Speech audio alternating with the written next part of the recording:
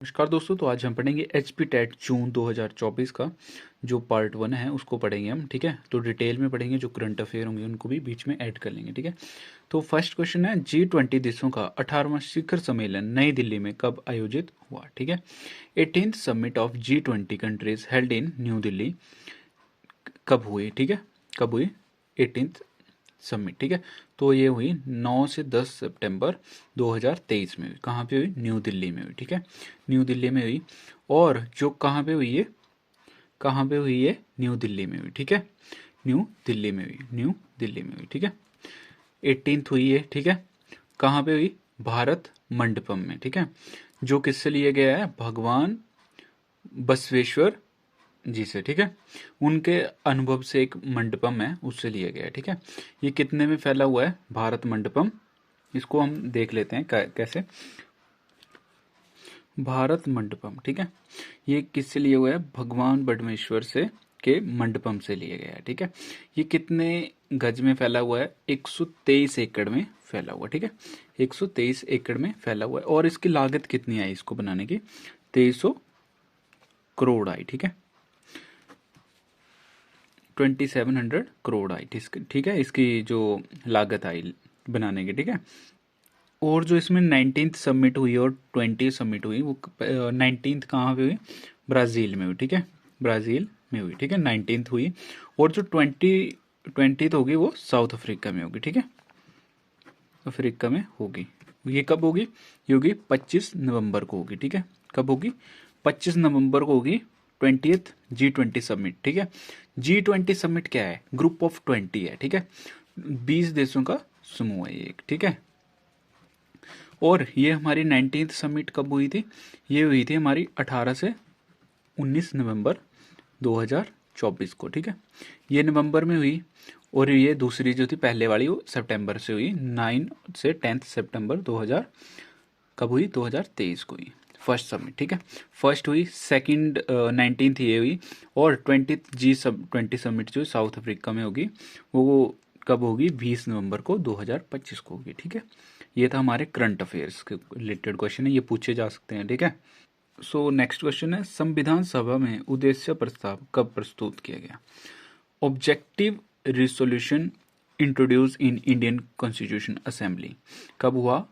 13 दिसंबर 1946 को, 13 दिसंबर 1946 को। तो ये कब पारित किया गया?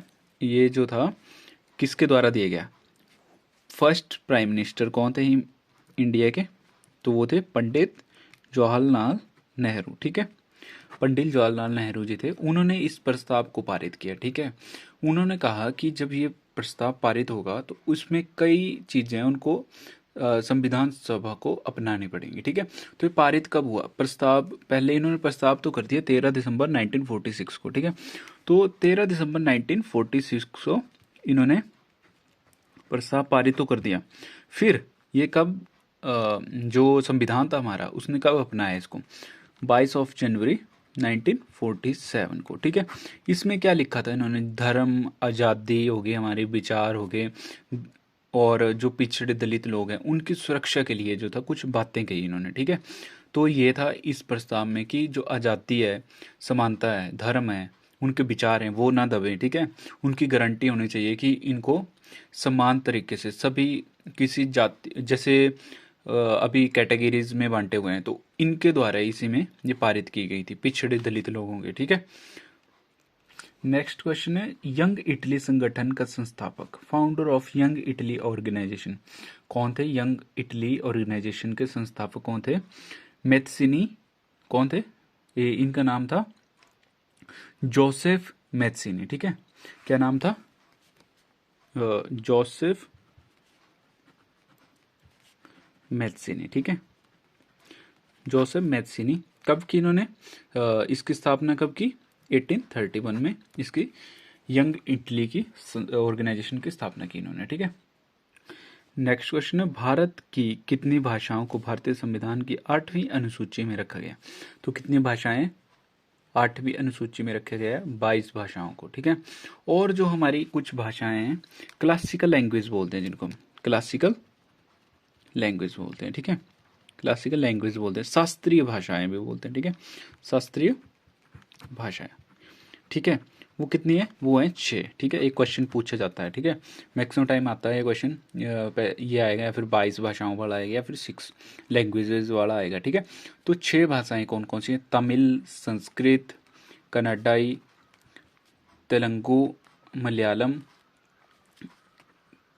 कन्नाडा, ठीक है, मलयालम, ओडिया, ठीक है। ये है 6 लैंग्वेजेस, ठीक है। नेक्स्ट है इसमें, भाई दो न पाए दो आंदोलन किस राष्ट्रीय आंदोलन का विस्तार था? भाई दो न पाए दो, ठीक है। ये किस राष्ट्रीय आंदोलन का विस्तार था? सविनय अवज्ञा आंदोलन का विस्तार था, ठीक है। सिविल डिसओबीडेंस मूवमेंट का था, ठीक है। किसके द्वारा किया गया था किया गया था महात्मा गांधी जी के द्वारा। इसके कुछ अलग नाम भी थे और अन्य नाम थे, डिफरेंट नाम थे इसके, ठीक है। जैसे दांडी मार्च भी बोलते थे इसको, ठीक है। दांडी मार्च हो गया, नमक सत्याग्रह हो गया, ठीक है। साल्ट मूवमेंट भी बोलते थे, ऐसे ऐसे कुछ नाम थे इसके, ठीक है। दांडी मार्च क्या था? दांडी मार्च क्या था? एक मैं आपको स्टोरी बताता हूँ इसके ऊपर, ठीक है। जो हमारे पास महात्मा गांधी जी थे ना, अंग्रेजों ने जो था बंद कर दिया था कि नमक नहीं बना सकते हैं जो भारतीय लोग हैं, ठीक है। तो उन्होंने वो बंद कर दिया था। तो अंग्रेजों को जो था ना, उन्होंने सबक सिखाने के लिए जो था दांडी मार्च किया उन्होंने, ठीक है। कहाँ से चले? साबरमती से चले, गुजरात के दांडी गांव तक। वहाँ पे उन्होंने नमक बनाया है, ठीक है। तो उन्होंने जो था उल्लंघन कर दिया जो अंग्रेजों ने नियम बनाए थे, ठीक है। ये कब से चले थे? 12 मार्च, ये क्वेश्चन पूछा जा सकता है आपसे। 12 मार्च से 6 अप्रैल को पहुंचे थे ये, 1930 में हुआ था, ठीक है। 1930 में हुआ था दांडी मार्च, नमक सत्याग्रह, या फिर सविनय अवज्ञा आंदोलन, ठीक है। सिविल ओबीडियंस मूवमेंट, या फिर साल्ट मूवमेंट, ठीक है। तो नेक्स्ट क्वेश्चन है, ठीक है, फिर से पढ़ लेते हैं। रवि जो थे, ठीक है, रवि रवि जो हैं, ठीक है, रवि एक पुरुष हैं, पुरुषाणी, ठीक है। संस्कृत नाम ईरावती, ठीक है। ईरावती उनकी पत्नी है। स्त्री को क्या बोलते हैं? सॉरी, पत्नी को क्या बोलते हैं? स्त्री बोलते हैं ना, वाइफ होती है जो स्त्री ईरावती, ठीक है। ये हो गया आपका नाम, ठीक है। नेक्स्ट क्वेश्चन है, सिगड़ी ग्लेशियर हिमाचल प्रदेश के किस जिले में स्थित है? सिगड़ी glacier is located in Lahaul Spiti में स्थित है, ठीक है। मैप पे देखना चाहेंगे तो आपको मैं मैप पे भी दिखा दूंगा, ठीक है। बट इसका पहले मैं दिखा देता हूँ कितने मीटर इसकी ऊंचाई है। 63 मीटर है इसकी ऊंचाई। अगर हम इसको फीट में करें, ठीक है, फुट्स में करें, ठीक है, 76 फीट, ठीक है, इसकी ऊंचाई है। ये मीटर्स में है, फुट में है, ठीक है। ये जो है ना, चंद्रा नदी का उद्गम के पास है ये, ठीक है। मैं आपको मैप पे दिखाता हूँ शिगड़ी ग्लेशियर को कैसा है, ठीक है। ये देखो, ये है ना हमारे पास बड़ा शिगड़ी ग्लेशियर है, ठीक है। ये लाहौल स्पीति का मैप है, ठीक है। ये बड़ा शिगड़ी ग्लेशियर है। ये चंद्रा नदी है, चंद्रा नदी के पास है, ठीक है। ये लोसर है, देखो कुंजुम दर्रा यहाँ पे है, ठीक है। बड़ा शिगड़ी हिमनद ये है यहाँ पे। तो जो ये ग्लेशियर है ना, बड़ा शिगरी ग्लेशियर, इसकी लंबाई कितनी है? 27 किलोमीटर के अराउंड में, ठीक है। अभी आपको मैप में दिखाया है मैंने कहाँ पे है बड़ा शिगरी ग्लेशियर। चंद्रा नदी के उद्गम के पास में, ठीक है। नेक्स्ट क्वेश्चन है, बाबा कांसीराम को पहाड़ां दा बुलबुल कहकर किसने संबोधित किया? पहाड़ां दा बुलबुल, ठीक है, सरोजनी नायडू ने 1927 में किया। बाबा कांसीराम से रिलेटेड कुछ क्वेश्चन और पढ़ लेते हैं हम, ठीक है। बाबा कांसीराम, ठीक है, बाबा कांसी राम, ठीक है। बाबा कांसी राम जो थे, ठीक है, इनसे रिलेटेड क्वेश्चन पढ़ लेते हैं, ठीक है। तो जो पंडित जवाहरलाल नेहरू थे ना, नेहरू जी थे, इन्होंने पहाड़ी गांधी की उपाधि दी इनको, ठीक है। पहाड़ी गांधी की उपाधि दी, कब दी? 1937 में दी थी, ठीक है। 1937 में पहाड़ी गांधी की उपाधि दी बाबा कांसीराम जी को, ठीक है। किसने दी? पंडित जवाहरलाल नेहरू ने दी, ठीक है। सरोजनी नायडू ने क्या कह दिया इनको? सरोजनी नायडू ने इनको 1927 में, इनसे पहले ही कह दिया, ठीक है। क्या कह दिया इन्होंने? पहाड़ां दा बुलबुल, ठीक है। बुलबुल कैसी होती है देखी हुई है ना सभी ने, वैसा पहाड़ां दा बुलबुल याद रखना है आपने। ये एक फ्रीडम फाइटर थे, देश के लिए सुरक्षा का काम करते थे, ऐसा समझ लो इनको, ठीक है। बाबा थे, ठीक है।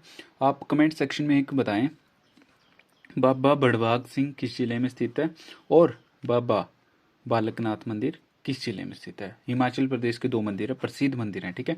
आपने बताना है कहाँ पे कौन सा मंदिर स्थित है, ठीक है। नेक्स्ट क्वेश्चन है, संयुक्त राष्ट्र संघ की आधारिक भाषा, official language of United Nation Organisation, ठीक है। यूएनओ की कौन सी भाषाएं हैं, ठीक है। Arabic, Chinese, English, French, Russian, Spanish, ठीक है, ये इसकी भाषाएं हैं, ठीक है। पहले तो हम पढ़ लेते हैं यूएनओ है क्या, ठीक है। यूएनओ क्या है? यूनाइटेड नेशन ऑर्गेनाइजेशन, ठीक है। इसमें कितने देश हैं? 193 कंट्रीज है इसमें, ठीक है, कंट्रीज हैं, ठीक है। इसमें 193 कंट्रीज हैं, ठीक है। ये कब फाउंड हुआ था? 1945 में, वर्ल्ड वॉर टू के टाइम पे हुआ था, ठीक है। वर्ल्ड वॉर टू के टाइम पे इसको फाउंड कर दिया गया था, ठीक है। इसमें जो हेडक्वार्टर कहाँ पे है? हेडक्वार्टर है इसका न्यूयॉर्क में, ठीक है। न्यूयॉर्क में इसका हेडक्वार्टर है, जो कहाँ पे पड़ता है? अमेरिका में पड़ता है, ठीक है। याद रखना, न्यूयॉर्क आ जाए या फिर अमेरिका आ जाए, दोनों में से टिक कर देना आपने। अगर न्यूयॉर्क आएगा और अमेरिका भी आएगा ना, तो आपने न्यूयॉर्क को करना है वहाँ पे टिक, ठीक है। तो इसमें क्या काम क्या है इसके यूएनओ के, ठीक है। ये प्रोटेक्ट करता है ह्यूमन राइट को, प्रोटेक्ट ह्यूमन राइट्स को प्रोटेक्ट करता है ये, ठीक है।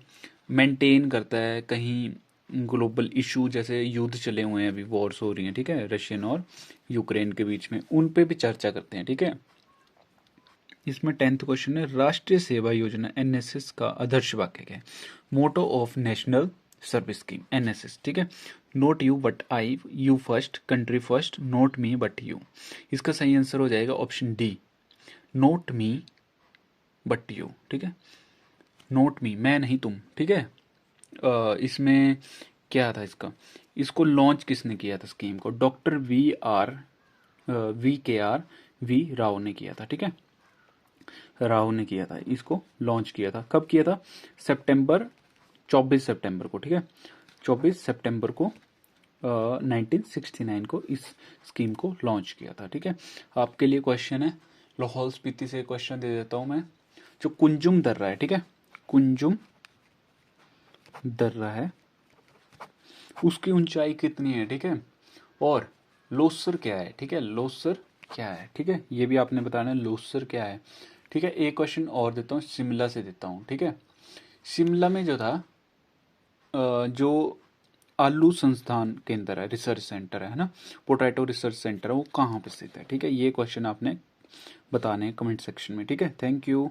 अगर आपको वीडियो अच्छी लगे तो चैनल को सब्सक्राइब जरूर करें।